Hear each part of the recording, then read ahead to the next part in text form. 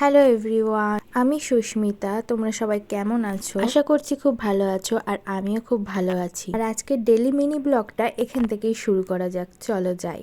সকালবেলা রান্নাঘরে এসে দেখি শাশুড়ি মার ডিম সেদ্ধ করা হয়ে গেছে। এগুলো আজকে হাঁসের ডিম রান্না হবে। এখানে বেগুন ভাজা হবে, ডালও রান্না হয়ে রয়েছে, ভাতও রান্না হয়ে গেছে, আর এখন হচ্ছে বেগুন ভাজা। বেগুন ভাজা খেতে আমার কিন্তু দারুণ লাগে, আর শীতকালে তো বেগুন পোড়া সেটাও খুব ভালো লাগে। আর এদিকে বরমশাই হালকা ফুলকা এসিটা একটু পরিষ্কার করে নিচ্ছে। শীত তো পড়ে গেছে, তাই বললাম কভারটা লাগিয়ে দাও, কারণ 1 মাস হয়ে গেছে কভারটা কেনা রয়েছে। সময়ের অভাবে এসির কভারটা লাগানোই হচ্ছিল না। যাই হোক, আজকে অ্যাট লাস্ট লাগানো হয়ে গেল কভারটা।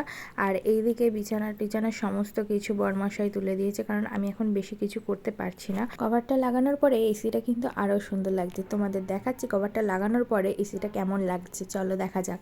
এবার তোমরা কমেন্ট করে বলো যে কভারটা লাগানোর পরে কেমন লাগছে।